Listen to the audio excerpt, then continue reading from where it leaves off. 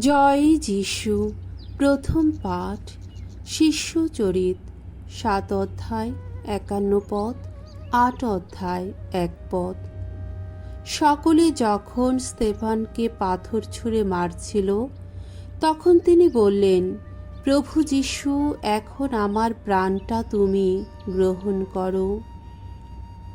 ইহুদি মহাসভার সামনে দাঁড়িয়ে স্তেফান বলে উঠলেন, কত জেদি আপনারা! আপনাদের মনটাও যেমন কানটাও তেমনি এখনো বন্ধ হয়ে আছে। আপনারা তো সর্বদা পবিত্র আত্মার বিরোধিতা করে চলেছেন।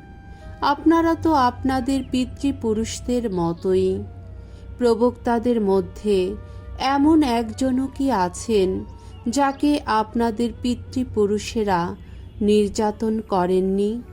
ধর্মাত্মার আগমনের বিষয়ে যারা ভবিষ্যৎবাণী করতেন, আপনাদের পিতৃপুরুষেরা তো তাদের হত্যাই করেছিলেন।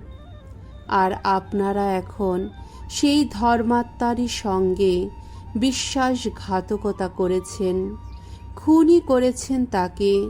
স্বর্গদূতদের মুখ দিয়ে ঘোষিত বিধানের শিক্ষা আপনারাই তো পেয়েছেন, অথচ আপনারা তা পালন করেননি।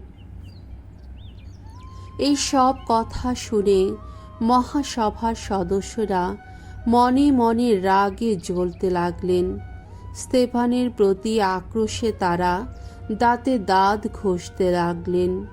তিনি কিন্তু পবিত্র আত্মার প্রেরণায় উদ্বুদ্ধ হয়ে স্থির দৃষ্টিতে স্বর্গের দিকে তাকালেন। ঈশ্বরের মহিমা প্রত্যক্ষ করলেন তিনি, আর দেখতে পেলেন স্বয়ং যিশুকে। ঈশ্বরের ডান পাশে দাঁড়িয়ে আছেন তিনি।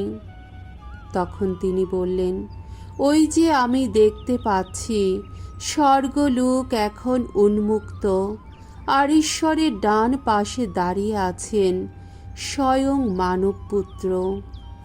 তখন মহাসভার সদস্যরা জোর গলায় চিৎকার করে কানে আঙ্গুল দিলেন, আর সবাই মিলে তার ওপর ঝাঁপিয়ে পড়লেন।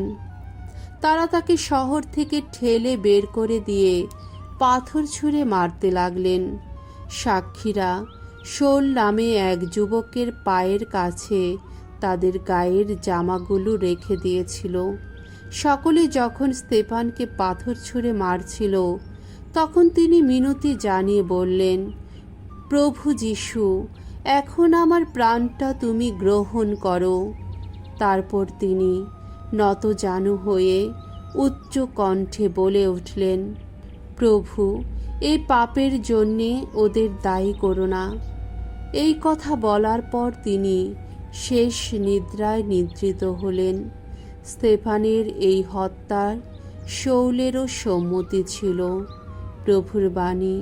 ঈশ্বরকে ধন্যবাদ। সাম সঙ্গীত ৩১, ২-৩ পদ, ৫ পদ, ৭ পদ, ১৬ পদ এবং ২০তম পদ। ধুয়ো। প্রভু, তোমার হাতে আমার প্রাণ সমর্পণ করেছি।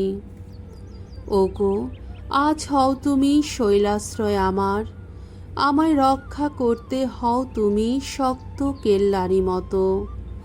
আমার শক্তি শৈল, আমার দুর্গ তুমি। পথ দেখাও, পথের দিশারি হও তুমি। প্রকাশ করো নিজের নামের গৌরব। আমি এখন তোমারই হাতে সঁপে দিচ্ছি আমার এই প্রাণ। তুমি তো মুক্তিদাতা আমার, ওগো বিশ্বস্ত ঈশ্বর, ওগো ভগবান। আমি কিন্তু ভগবানই রেখেছি ভরসা। তোমার করুণা পেয়ে করব আমি আনন্দ উল্লাস। ওগো, তোমার এই সেবকের প্রতি এবার প্রসন্ন হও তুমি। আমায় রক্ষা করো, সত্য করো তোমার করুণা। মানুষের যত চক্রান্ত থেকে তুমি তো আড়াল করে রাখো আমায়। তোমার সান্নিধ্যে রাখো গোপন আশ্রয়ে। বাণী বন্দনা। জয় মৃত্যুঞ্জয়, জয় তোমারই জয়। যে আমার কাছে আসে সে কখনো ক্ষুধার্ত হবে না, যে আমায় বিশ্বাস করে সে কখনো তৃষ্ণার্ত হবে না।